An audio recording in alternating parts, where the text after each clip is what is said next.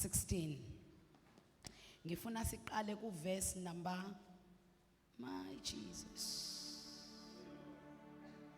Ngifuna siqale ku verse number 16. Thank you Jesus. Ngicela uthandaze lapho mama umthimunye siyezweni likaNkulunkulu.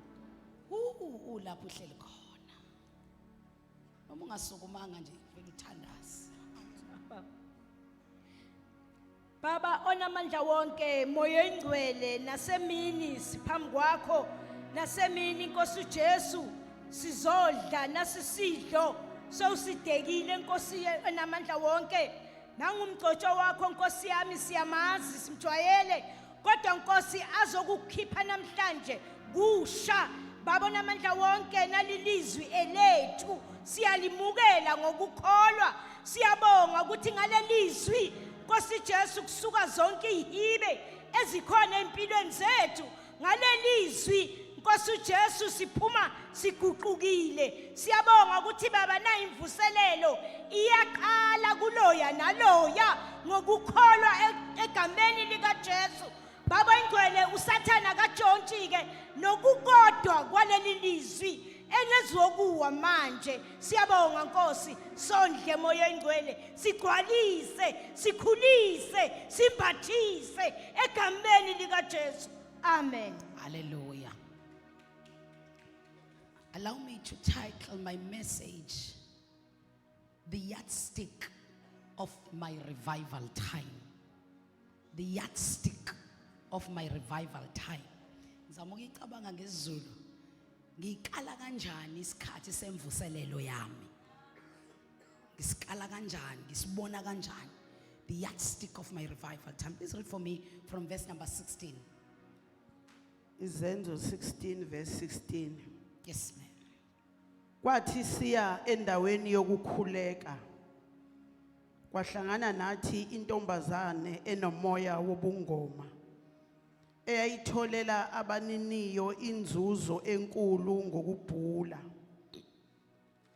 yona yamlandela uPaul nathi yamemeza yathi laba bantu bayizinceku zikaNkulunkulu ophezukonke ezimemezela kini indlela yensindiso yakwenza lokhu izinsuku eziningi kepha uPaul esecasukile waphenduka wathi kumoya ngiyakuyala egameni lika Jesu Kristu ukuba uphume kuyo wayesephuma ngaso leso sikhathi 19 kwathi abaniniyo sebebonile ukuthi ithemba lenzuzo yabo limukile bababamba oPaul noSila babahudulela esigcawini phambi kwababusi babayisa ezinduneni bathi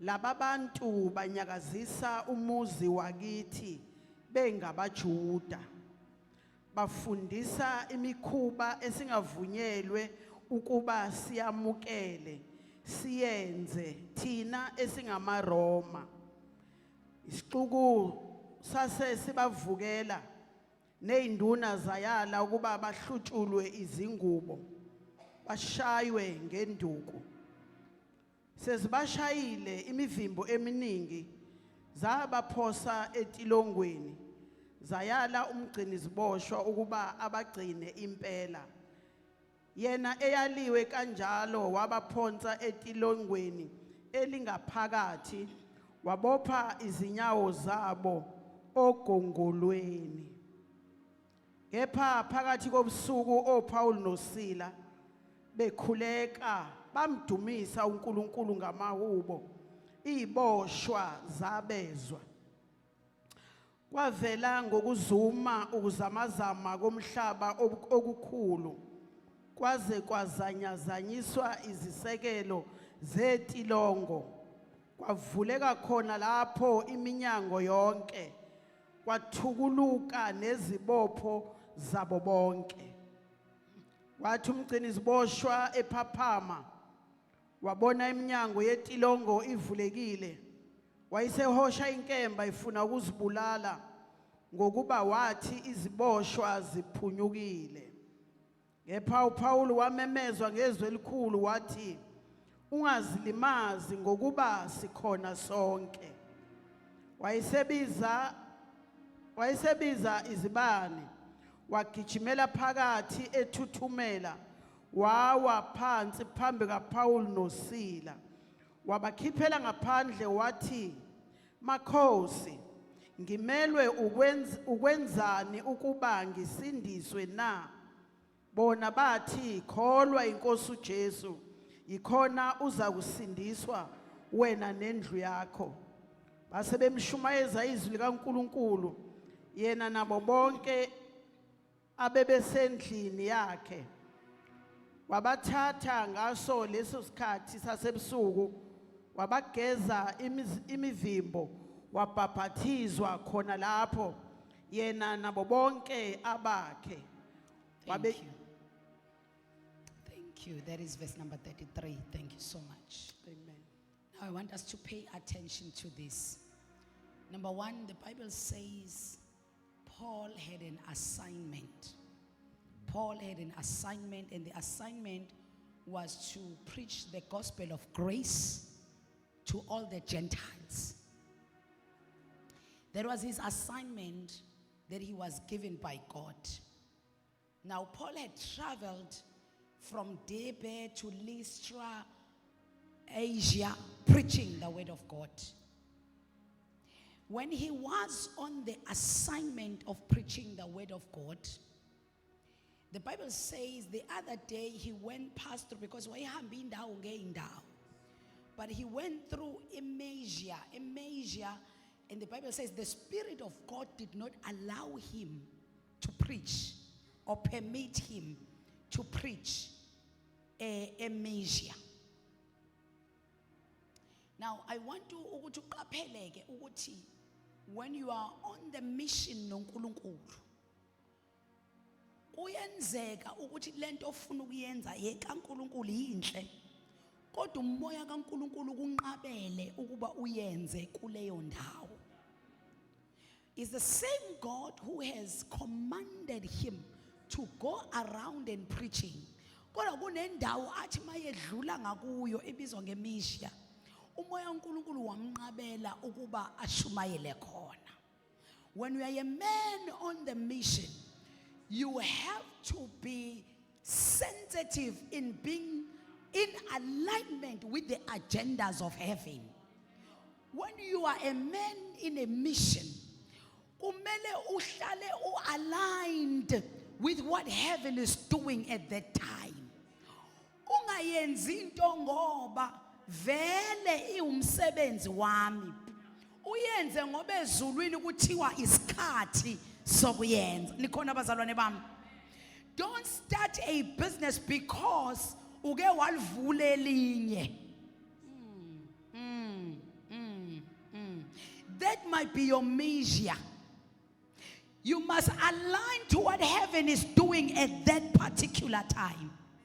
There are people who can lose on investments just because they took a decision that is, it is a good decision, but it is not for that time. It is your measure. So what mayedlule measure? Khona uzongizwa. Kunama post akaphume ungawa apply lonke ngoba khona imeasure phakathi kwawo. When you are a man on assignment, you must be sensitive in listening. What is the Spirit of God saying about this? You must not go as a norm as what is normal. So when he was traveling from Asia, he is preaching and the Spirit of God is allowing him to preach. He is traveling, but my figure measure eBethania ufuna ukungena shumayele moya ongcwele athi no awungeni la. But what is wrong? Because I'm in a mission of going around preaching. Why are you stopping me here? It is imperative that you listen to the Spirit of God when he says not here, not now. Not now, not now. Not here, not now. Because sometimes we lose our effort. Imagine ukuba uPaul waqhubeka wangena eMisia, babengeke abantu baphenduke. He would have wasted his resources, his time, his energy in a wrong place. Sometimes we don't see results because we did plant, yes, but did we plant in a right place? Was it? But it was Misia. It was your Misia. It was your Misia. Now, I want you to pay attention to this. When he continues with his journey, he passed through Misia, then he went down to Troas. Umedlula nje Misia. Ngoba kuyakount ukuthi umlalelile ini mayethi ayilana. How many of us have wasted our monies sithi siqala ama business kanti it was our Misia? Kanti ukubudlulile wadlulela ngaseTroas. Khona into eyenzakayo uma ufika ngaseTroas. Lithi uBhayibheli wathi kade edlule eTroas, then he had a vision. Walala waphupha. Ngoba uNkulunkulu uneindlela zokukhuluma. Esaqala imission yakhe uNkulunkulu ukhulume ngephimbo. Kodwa mayisedlulile emisho wayiphasa itest yokwazi ukualigna noNkulunkulu. Wadlulela esigabeni esilandela la kwasekwazi manje ukuthi uNkulunkulu amuzwe ngombono. Mayefika uNkulunkulu kuye emboneni uthi he saw, Paul is saying, he saw a man waseMakedoni.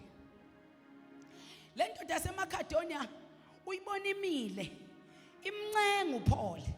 Ithi come over to Macedonia and help us. Mayevuka ekseni uNkulunkulu uyaconfirm ukuthi manje isikhathi saseMakedonia. Bazalwane bami, kune thin line phakathi kwaseMakedonia naseMisia. Ungayenza into yaseMakedonia uyenze eMisia. Kodwa lasogcina sifikile kodwa khona. So bese lithi iBhayibheli waseyahamba ke useye eMakedonia njengokusho kombono. Number 1, mayefika eMakedonia. Mhlambe I want you to write this down for those who are writing. Every man in an assignment must go through sufferings. I think I've said this. Let me repeat it again. Every man in an assignment must go through sufferings. There is no greatness without sufferings. This is heavy. This is heavy.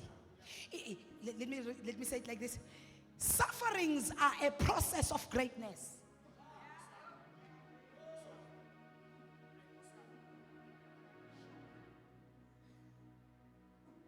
Okay.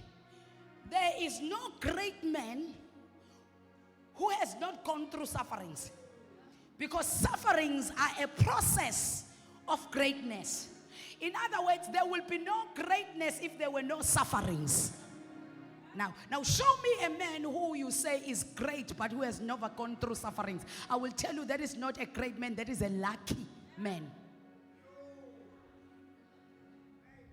Because there's a difference between greatness and lucky. This is a great person, but they've never gone through sufferings. I will tell you that person is not great, but that person is lucky. Because a great man must have scars of sufferings. A great man must have scars of sufferings so that we can know that you did not jump the process. Because you cannot bazalwane bami awukwazi ukuyeqa le process kodwa uyothola imphumela yezinto ze process. Oh no, let me take you closer home. There is a great man called Jesus Christ of Nazareth. Ulandelwa ama millions of people, but that man went through sufferings. If you don't believe me, go and ask Thomas to give you an evidence. Ukuthi wake wathinta amanxeba ezandleni zakhe awuphawu lo suffering. You cannot be great and you don't have scars. I must see your scars, then I will know you are great. uThomas uke wathinta amanxeba waseba nesiqinisekiso sokuthi uye. Because okay, come closer. Jeremiah 20, don't open it. Jeremiah 18, Jeremiah 18.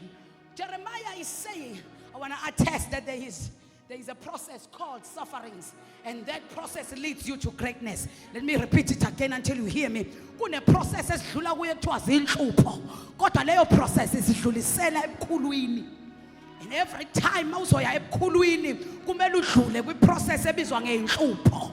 And inhlupho kumele ishiye umaka wokuthi udlulile kuzo. Jeremiah 18, verse number 2, the Bible says, Jeremiah uthi, and I heard the Lord says, let us go down to the potter's house. Let us go down to the potter's house. Uthi in the potter's house, ngafika umbumbi. Ngafika abantu bazalwane. Uthi ngafika umbumbi ebumba.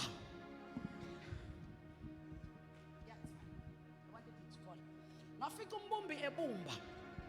Uthi kwakukhona iclay ezandleni zombumbi. But I paid attention to what he was doing. Uthi lento ayibumbayo yayiphuma ibe yishape, bese umbumbe yayibona ile shape akayifuni, bese ayithatha lento ayiphahlaze phansi, aphinda ayithathe futhi, aphinda ayibumbe futhi. Ayibona ukuthi no, iyaphuma ibe icishe ibe yilento engiyifunayo, kodwa ayikakabi yiyo. Bese yayithatha iphahlaza phansi. Some of us, we are still in a process of those sufferings as a clay phahlazwa phansi, because asikakaphumi kwishape ye greatness. So lezi zinto oyithandazelayo ayilethiwe usathane, kodwa umbumbu uyabona ukuthi awakabi ishape ayidingayo. So ngesikhathi akuphahlaza phansi, ripata katila ada, kuthi sengathi ungamemeza ufast uzila ukudla, kanti umbumbu ukuphahlaza phansi ufuna ukukubumba futhi. Cela ungitshelela sathi uzothanda uyakubumba futhi.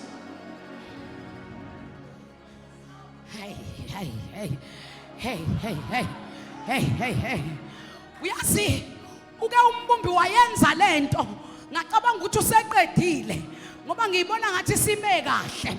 Have you ever seen in your life where you thought God is done with me? I have become what he want me to be. Bese yaphahlaza futhi. Phinda kuphahlaze futhi. Lala ulana nje wophahlaza uNkulunkulu wena. Njobe kulethela uzokubumba futhi. Uyakubumba futhi.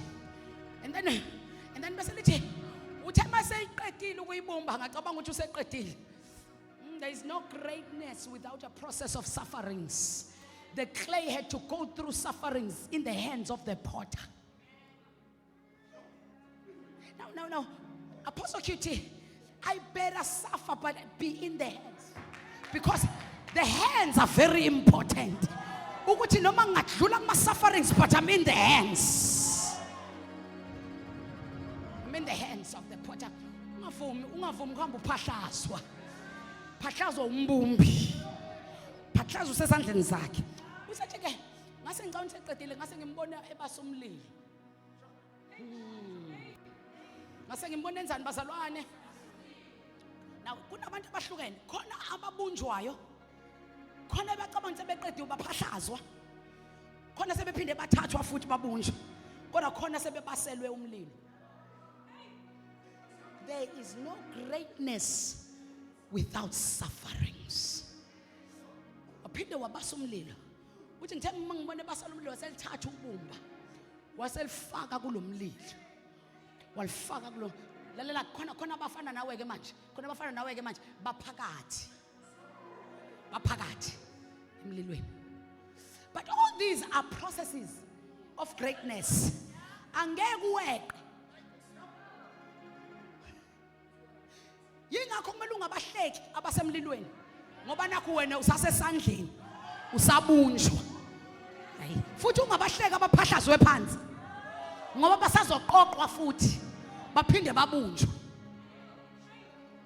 Uthi waselifaka emlilweni lolubumba waselikhipha. Uthi mayelikhipha lophuma seluyivase. Now let me tell you this thing. had no value. 5 years ago, this thing was 79 rand 99 at Home Zone. This thing, it was 80 rand 5 years ago at Home Zone. This thing, but this thing was just a clay. Akhona balwazi ubumba lihlala ngasemanzini, ngasemthonjeni ngakini. Aluna value. Kodwa masele lwadlula kwi process lufakwa i-price tag. Bese libizwa ngevase. Alisabizwa ngobumba. Sesiyibiza ngevase. More than that, ubumba lihlala le ngasemanzini le la udlule khona. Alingene endlini ubumba. Alingene endlini. But I have seen ubumba odlule kwi process. Selusendlini lufakwa amaflower. And lo ngagcina nje ngokuba sendlini kodwa lwaba. Nonke nathi nihleli phansi.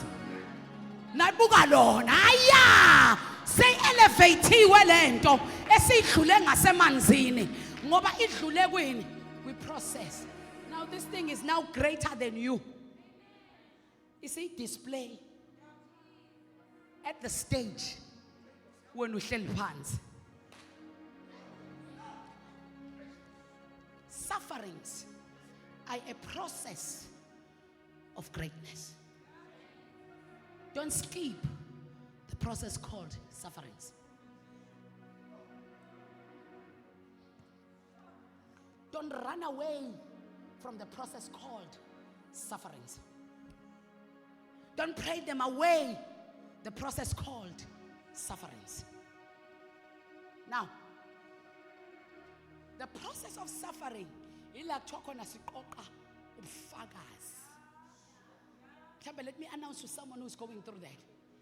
Let me announce to someone who let me tell you, you're not just going through a phase. We all qoqa ubufakazi.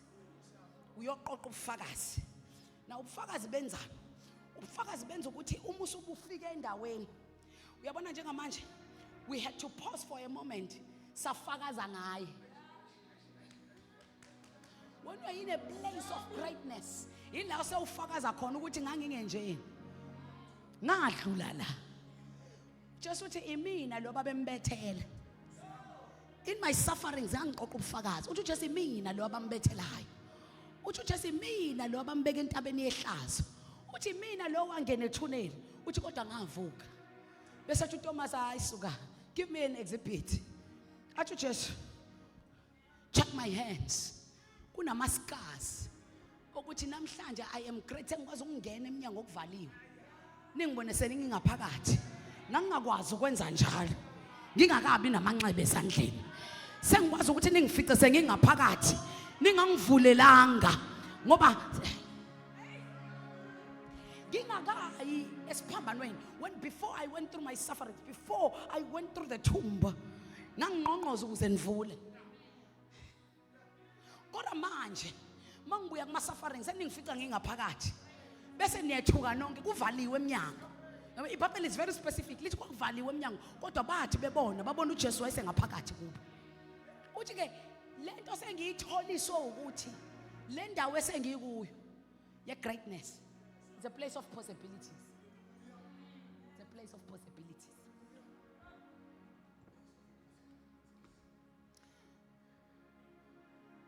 Your sufferings are not forever, are for a time of collecting your testimonies.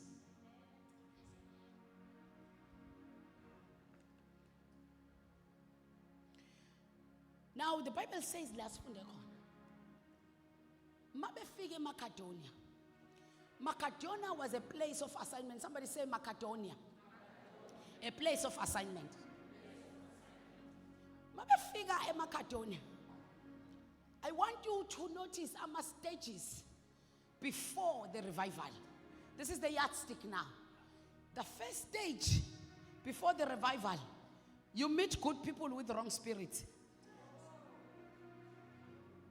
When you're in a place of assignment,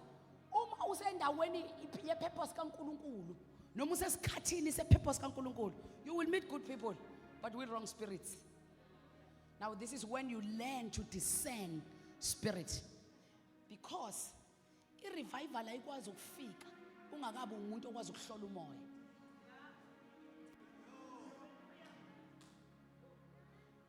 ukuthi you will meet good people. They will look good. They can speak good English. They can wear like you, but they have wrong spirits. Kunabantu okuhlangane nabo, mawuke wahlangana nabo, wabafaka ama chambers akho. Waba cycle nabo. Always bad thing happen. Because of the spirits they have. You meet good people, but they have wrong spirits. Kunomuntu onomoya wokuxabanisa. Umoya, a spirit. Esikuye. Yonke indawo la kukhona yena abantu bayaxabana. The person is a good person, kodwa umoya. Inkinga yami umoya. I can see, ngiyabona ukhuluma isingisi esi-right, kodwa inkinga yami umoya. Umoya. Kunomuntu one-spirit. Kunomuntu one-spirit bazalwane. Se-poverty. Kunomuntu one-spirit se-poverty. Poverty is a spirit. Angithi mina umuntu ongenayo imali, angithi mina ungazwani umuntu ongenayo imali, ngithi mina one-spirit. Umuntu uyaba nemali enomoya. Cishe ngasho into wrong man, cishe ngasho into engafanele ngizisho ande ngi-live. Cishe ngathi kunama-altar ane-spirit se-poverty. So ukwabeka imali yakho khona uphindanga waba nemali. You meet right people but wrong spirits. They are good people, they are very good people, they are kind people, but they have a wrong spirit. Kodwa ngisemacedonia. Sina semacedonia kuyenzeka. Bengicabanga ukuthi ngibalekiswe eMisha ngoba eMacedonia kuyindawo e-right. Hey, kanti kuyenzeka naseMacedonia kube khona good people with wrong spirits. There are people with spirit of poverty. Mawuke wamboleka imali ungavuma ayibuyise. Ngoba mhla wayibuyisa kungena ipoverty empilweni yakho.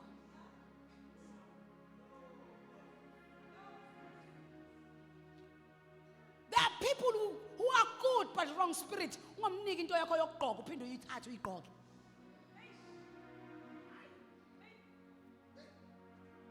Sanibonani esontweni.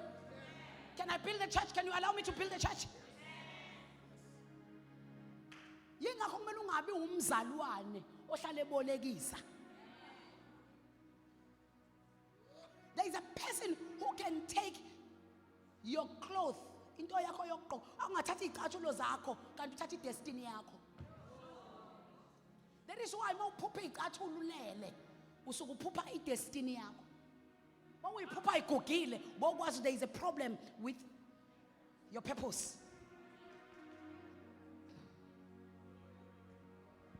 They are good people, but they have bad, they have wrong. So before your revival, you must be able to discern spirits. Aya, shali azota kata, seprotaya katoya. Retoka masila yakadaya. Bazalwane bami. Bazalwane bami. You can borrow someone into yakho yokulala endlini. Yabona into esithanda ukuyenza obasindisiwe ukuthi maye evakashile athi ngimboleka i-night dress yami ngoba bengayiphethe i-night dress. Lento yethu esiyenza obasindisiwe. There are people with wrong spirit. Womnika i-night dress yakho njalo ebusuku mawulele uyalalwa. Wanika umuntu wrong into yakho yombatha yangaphansi yasendaweni ejulile yasekulaleni uyinika umuntu with the wrong spirit of the marine. Uvakashelwa izinto ziyakubulala ebusuku soloku wenza njalo. Athi nginisize nabantu abami, athi nginisize nabantu besifazane, athi nginisize lento yakho yokukhipha iweave uyiboleke omunye umuntu akaboleka iweave yanikwa ubuphe.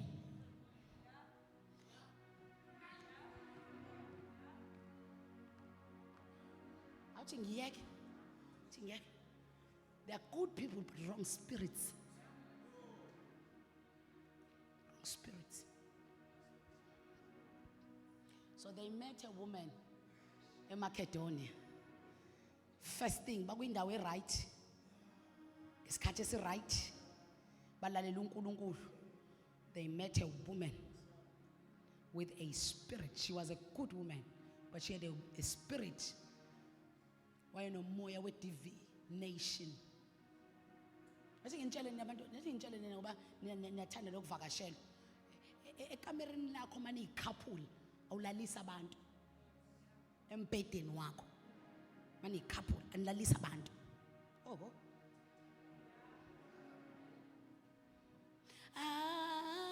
Jesus. Then they met a woman. She was a good woman. And this woman kept on coming. But this woman wayenomoya wobungoma. And ithwalo wesifazane wayehlala at the gates aseMacedonia, meaning wayehlala kwindawo authority yaseMacedonia. Yakho emsebenzini uphathelwa usupervisor iskaftini.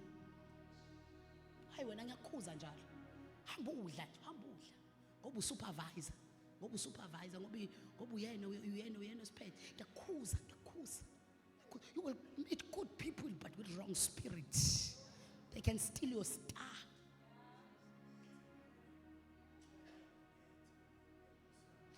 Yini lento ukuthi you were a bright person but unele ungazwana nabantu abathi kube ngathi ingqondo yakhe ayisasebenzi kahle.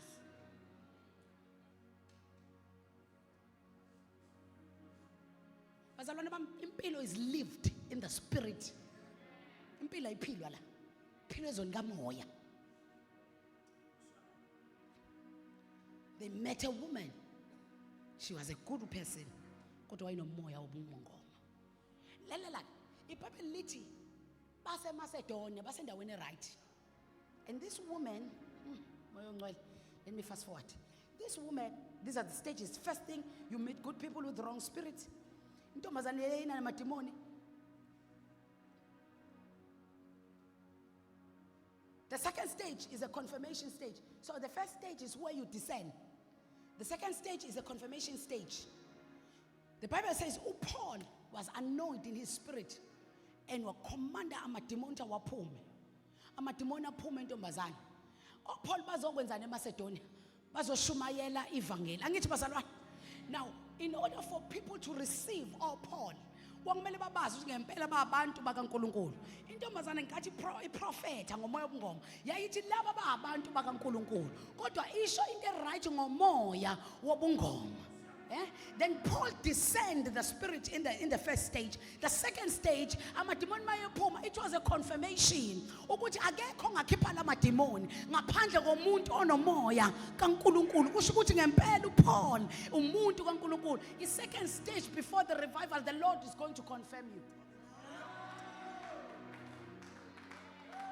The Lord will confirm you with signs and wonders. The Lord will confirm you. The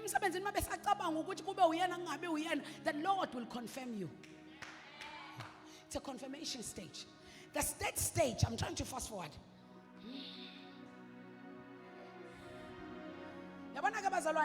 It's stage a confirmation. This is a celebration. After confirmation, we celebrate. The Lord has confirmed me. I get a new post. The Lord is confirming me. I got a new job. The Lord is confirming me. My house is approved. The Lord is confirming me. I was able to buy a house, a car. The Lord is confirming me. We come on stage and we testify. The Lord is confirming me. But let me tell you, kingdom citizen, during your confirming stage, please make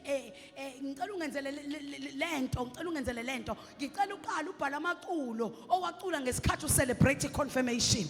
Ungawagcini ngokwacula kodwa wabhala enhlizweni ngaphakathi ngoba khona istage esilandelayo. Mawuqeda ukuconfirm bazalwane bami, mawuqeda ukucelebrate sokukhona istage esizayo. Mawuqeda ukuconfirm bamemeza omama bathi uSawuli ubani uDavid uSawuli ubulale inkulungwane, uDavid wabulala 10,000. Mayeqeda uDavid ukubulala uGoliath, there was a celebration mood. It was a confirmation stage. La khona uDavid wayecelebrate khona. Bonke abantu babecula beshaya amahapu ngoba nakho uDavid unqobe bani bazalwane. Ngiyacabanga nje ukuthi uDavide ihubo ke elithi mbonga uJehova mphefumulo wami konke okuphakathi kwami makubonga igama lakhe. Ngiyacabanga nje ukuthi lelo hubo walibhala after celebration yokunqoba engazi ukuthi kukhona istage esilandelayo. Cela uphinde ngikuncenge ngithi mina ngestage la uNkulunkulu enza izinto zakho uyibona ihamba kahle ubona kushelela. It's a confirmation stage. Ngicela ungenzele isiqiniseko uma kuleso stage ubhala phansi onke amahubo wahuba lapho ngobhala phela phansi kodwa waqopha enhlizweni yakho gugu. Waqopha mawuqeda ukuqasha uqopha iculo enhlizweni yakho mbonga uJehova mphefumulo wami ungakhohlwa. Phakamisela amehlo ami ezintabeni. Usizo lwami livela kuphi? Usizo lwami livela kuJehova owenzile izulu nomhlaba. Uqeda ukuqashwa one day ulibhale lelo culo ulibhale la.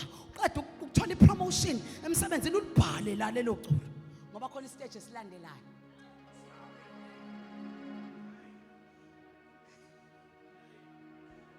People were celebrating ukuthi hey labantu ngempela abantu bakaNkulunkulu. Afika istage esilandelayo. Istage esilandelayo sibizwa ngestage ekuthiwa ama-sufferings. Ama-sufferings afika udakwe injabulo yezinto uNkulunkulu akwenzele zona. Bese kufika istage esibizwa ngama-sufferings. Kulesi stage sibizwa ngama-sufferings yila fanele kuvele khona ukuthi wabhalana enhlizweni yakho. Usanibonani ma-KC? Ngesikhathi senjabulo wabhalana. Ingakho kubalekile ungabe umzalwane ojabula khohlwa. Ungabe ne short memory. Ungajabula ukhohlwa. How many of us sike senzakalelwa izinto ezinkulu? Sambona uyabona uke wabona mawukholwa into zakho zonke ezilungile uvela uthi yazi uNkulunkulu ngathi ubheke ngakimi uthi yazi uGcobo lwalendlu izinto zami nje ziyalunga ungakhohlwa ukuyiqopha phansi leyo nto enhlizweni kube nehubo la khona lokubonga uNkulunkulu ngoba khona istage esilandelayo esibizwa ngestage sama-sufferings. uDavide uqeda ukubulala uSaul uGoliath. uDavide uqeda ukubulala uGoliath uyanconjwa kuyajatshulwa uSaul uthi wozongidlalela ihabhu kudlalwa ihabhu kuyadanswa kumnandi uyahamba uDavide ubuyele kweluseni nanga umprofeti ngelinye ilanga uSamuel uya nophondo endlini kaJese uthi uyabagcoba bagcobeki kwalanda uDavide esekwaluseni amafutha afika atshaza phezulu kwekhanda lakhe kwaphinda kwagidwa kanti akwaziwa ukuthi there is a stage esilandelayo, the stage of sufferings. Emva kophondo phekwe ekhanda lakho khona stages, the stage of sufferings. Davide bewazi na khona istage esilandelayo kuthiwa wathi uDavide esakuleso stage sokujabula waqhamuka uSaul usowezwa ngoJonathan ukuthi ubaba ufuna ukukubulala. Stage of sufferings. The Bible says but mabeqeda la sifunde khona oPaul ukuthi bakhulula intombazane emoyeni wamadimoni kuthiwa emva kwalokho bathathwa bahlutshulwa ingubo zabo benziwa kanjani futhi basha benziwa kanjani futhi baboshwa kanti eMacedonia akukona la uNkulunkulu athi asize khona phosa hlutshulwa ingubo siseMacedonia sashawa siseMacedonia uNkulunkulu kanti ukuphi ngoba sithunywe uwe eMacedonia. It's a stage of suffering which is a process of greatness.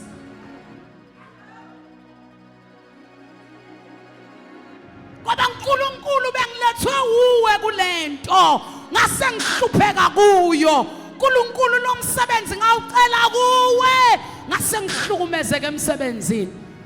eMacedonia bashawa, eMacedonia bahlutshulwa ingubo, eMacedonia baboshwa. uNkulunkulu lebhizinisi ngaliphiwa uwe wafika ngevision ngilele wangikhombisa ukuthi angenzeni ngenza njalo laqhuma ngaba nama client ngase ngihlukumezeka kangaka kule business. eMacedonia bahlutshulwa ingubo hamba nami bashawa benziwani abosh.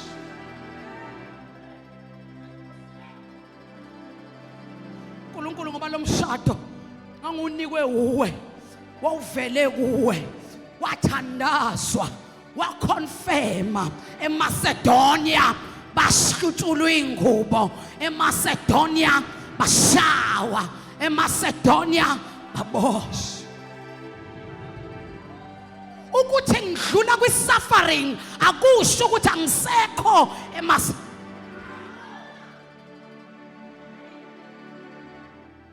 awukodwa uNkulunkulu ngoba wena wawunginikile, wena wanginikele emoto yasengihlupha kangaka day after day ngihamba umakhenika eMacedonia bahlutshulwa ingubo.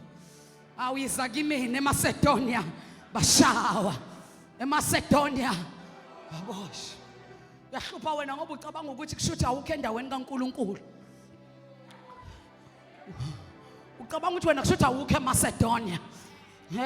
Ucabanga ukuthi ngixabene noNkulunkulu. Ucabanga ukuthi uNkulunkulu ukulahlile.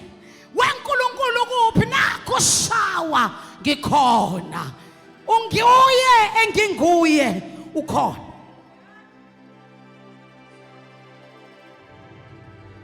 Ayala katabali sali adaya kashotia.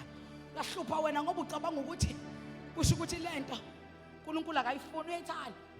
IseMacedonia sekhona eMacedonia. Kodwa le process of suffering njengobumba kufanele kungene emlilweni. Ucabanga ukuthi uzoba kanjani ivazi ungabangena ngemlilweni? Bazalwane bami ngizonitshela nansi iyardstick yemvuselelo. Nazi itekisi yeyardstick yemvuselelo. eMacedonia bazalwane kuyenzeka uboshwe useMacedonia. Ithi iBhayibheli bathathwa bafakwe etilongweni. Bahlala umgcini iboshwa wabagada eMacedonia. uSathane wekubopha azathumela ingelosi zakhe zobumnyama ezogada ukuze ungakwazi ukuphuma.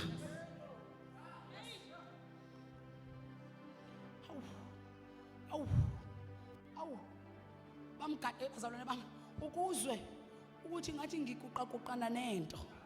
Ngathi ngiguqaguqana ngifuna ukuphunyuka kodwa ngathi ngiguqaguqana nento seMacedonia.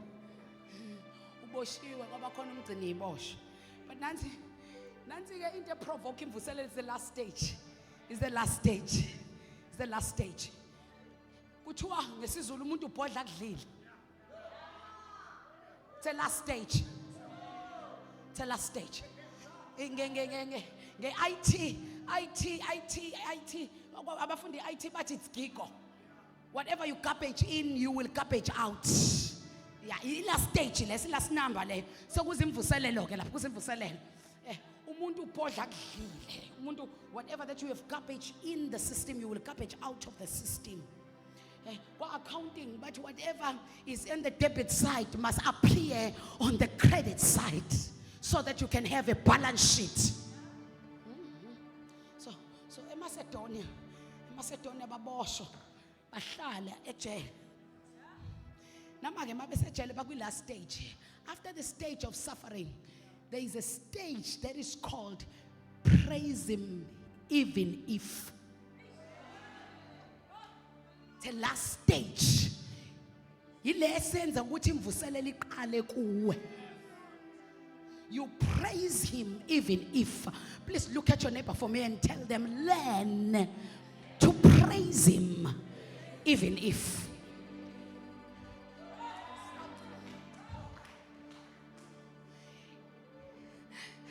Bafika Paul baba kuleso stage. But beboshiwe. But now we have, I'm not sure noma wayemxoxela uSila noma lento yavele yazenzakalela simultaneously. Kodwa wathi esahleli phansi uPaul kwezwakala ekhumbula eseAsia, ekhumbula abantu abasindisiwe ngesikhathi eshumayele eAsia.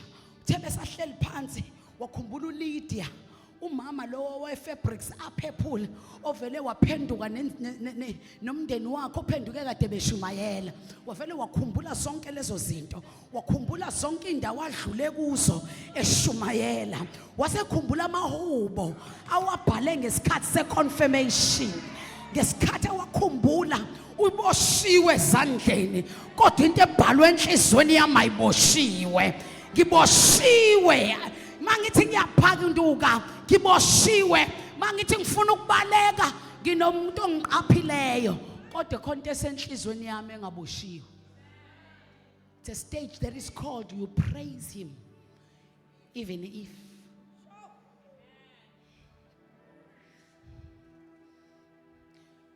waqala uPaul wathi amen amen amen amen.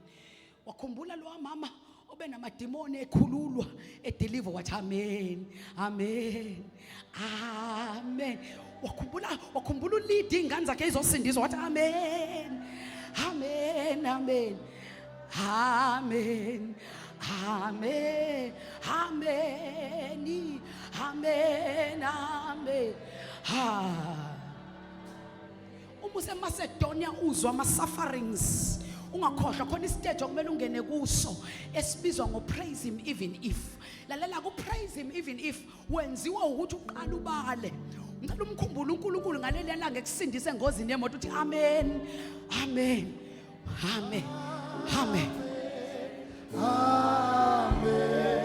Angisho ukuthi ama sufferings ayaphela manje kodwa ngiyayikhumbula imoto iphenduka nami ngaphuma ngena myoto amen amen amen angiqaqekile amen kodwa nginamahubo engawabhala ngesikhathi kumnandi empilweni yami. Ngicela uthi uboshiwe bona imali zingekho yonke into othi uyayizama ayivumi.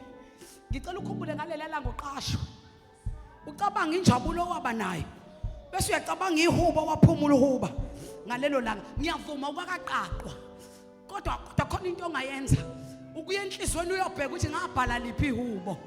Amen amen amen amen amen amen amen amen amen.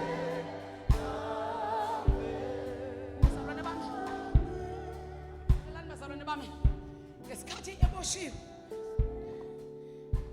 noSaul waqala wakhumbula ukuthi endleleni sadlula lapha ya eTyron sashumayela abantu basindiswa kodwa siboshiwe siseMacedonia. Wasekhumbula ihubo alibhalwe enhlizweni yakhe angilazi lalithini kodwa ebusuku bathi mabewasho lamahubo uyabona mawuboshiwe ihuba alituleki sakuphapha alitule akuvuki leli lokuqina ihubo no akuvuki leli lokuqina ihubo uma uboshiwe. Kuvele kuvuke ukuthi ngiyazi ungenza konke necebo lakho lingevinjwe umuntu usuboshiwe. Angazi yini kubophile kodwa ngicela uhambe uyobheka enhlizweni likhona ihubo wakwalibhala ethi cha angingedwa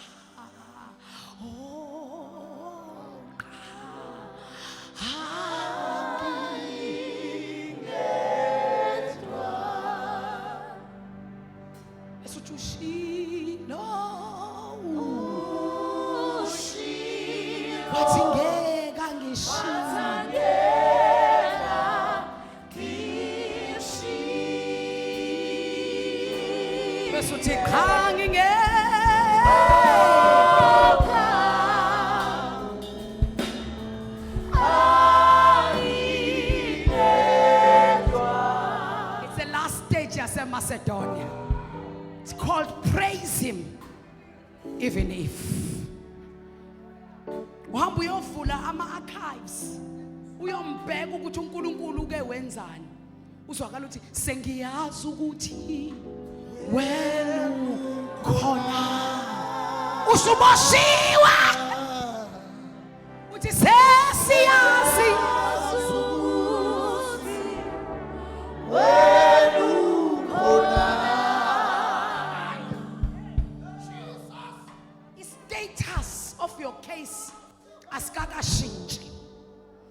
kodwa indawo wena osibeke kuyo manje, istage ongene kuso manje, istage sokungahlala ucabange ngaleli cala oliboshela, kodwa istage sokucabanga ngobukhulu bakhe.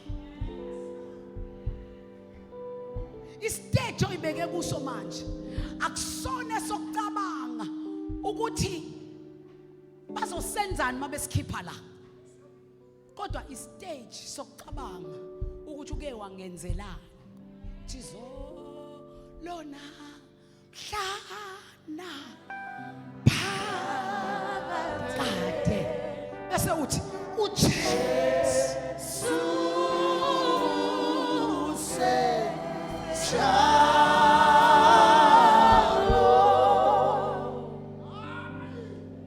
khona into eyenzakala kuwe ngesikhathi wenza njalo, khona into eyenzeka kuwe ngesikhathi usho njalo.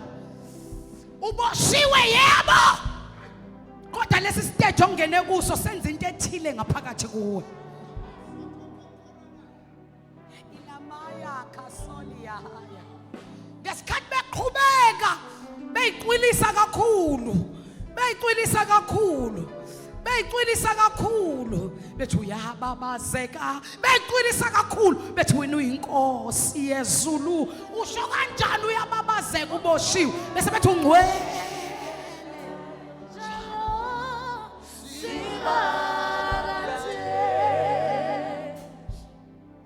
kwagcwala umusi ejele. Umusi wenza kwanyakaza isekelo zejele. Zathi mayinyakaza isekelo olokubetha ungcwele njalo simakade. Lezwakala ijele lithi ndi bangafocasa ekutheni khonto eyenzakala ejele, bathi ungcwele njalo simakade. Bazalwane bami, ngiyayazi into engikhuluma ngayo mina. eMacedonia lenyakazi ijele baqala bezwa amaketanga eqaqeka, bangafocasa kumaketanga. How do I know this? Should they have focused kumaketanga ukuthi ayaqaqeka? Babezoyeka ukuthi ungcwele njalo sima. Bafuna ukwazi ukuthi aqaqwa yini, aqaqeka kanjani, ubani osevulile. Kodwa ngoba bangawabuka amaketanga, ngoba ngesikhathi beyenza lento lesi stage esibizwa ngo-praise him, even if it's where you lose your mind, you don't even look at things that are happening around you. No, wele njalo simakade.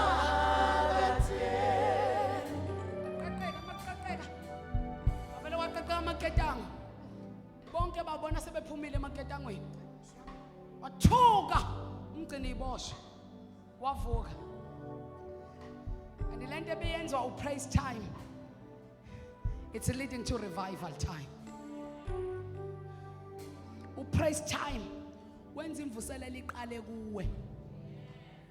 Ngesikhathi iqala kuwe bese kuba imvuselelo yabantu bonke. So lento eyenza umgcini ibosho aqaphele, sengiyathandaza sengiqedile ukushumayela mina. Lento eyenza umgcini ibosho aqaphele ukuthi laba sebeqaqekile bese thatha inkembe efuna ukuyibulala. Ingoba kumele kupheke attention ukuthi kunento eyimvuselelo eyenzakalayo la.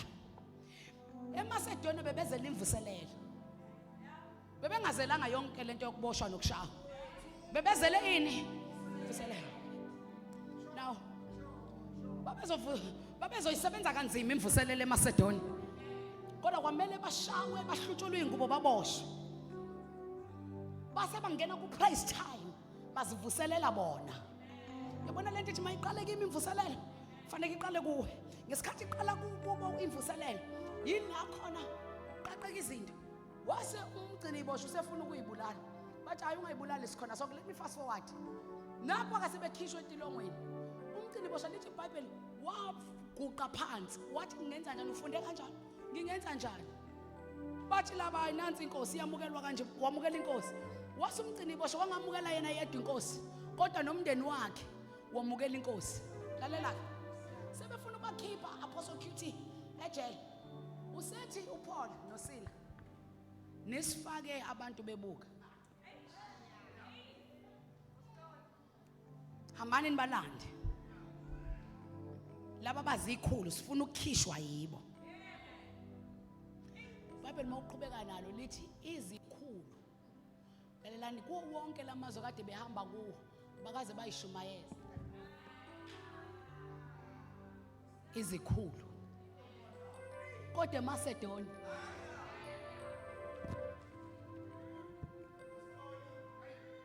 Fundisa umbotho. EAsia bayishumayezanga ikhulu. eTyrone bayishumayezanga ikhulu. Yonke indawo badlule kuzo bayishumayezanga ikhulu. Kodwa eMacedonia. But we want the president. Bathi angithi sifakwe yibo. Silandeleni bona. Bazoshumayeza ikhulu zaseMacedonia. Ngoba akwenzeki udlule kuma sufferings and you don't become great. And there is no man who is not great ongakwazi ukushumayeza ikhulu. Kusho ukuthi bekumele baqale babe great. I'm no longer Paul ofike eMacedonia. I'm no longer Saul obefike umshumayele. I'm a great man. I require great people to come and take me out. I'm now a great man, so I require greatness of Macedonia to come. I'm no longer umgcinizolo. Some of you, after your season of sufferings, your revival time is about to introduce you. I'm no longer that person umgcinizolo. I'm no longer that person amfuna efika kulo msebenzi. But I am a great man. I'm a great woman. Because whatever that I have suffered has ushered me to my greatness. But ilandani ikhulu, we are no longer ordinary people. Sifuna ukukhishwa yizo azizela. Sime ngenyawo zethu. Listen to me. I know your sufferings, they make you cry. I know your sufferings, they make you think we are phela ngawe. Let me tell you, your suffering are ushering you to the revival, to your time of revival, so that you can be known. Now, Apostle QT said, when it's your revival, uNkulunkulu usuke ekhipha lokho bekuvele kukhona, eveza khona. Because he cannot revive what was not there. They just knew you as a Miss So-and-so, Mr. So-and-so, Miss So-and-so. But the sufferings that you have gone through are ushering you to be known as who you are.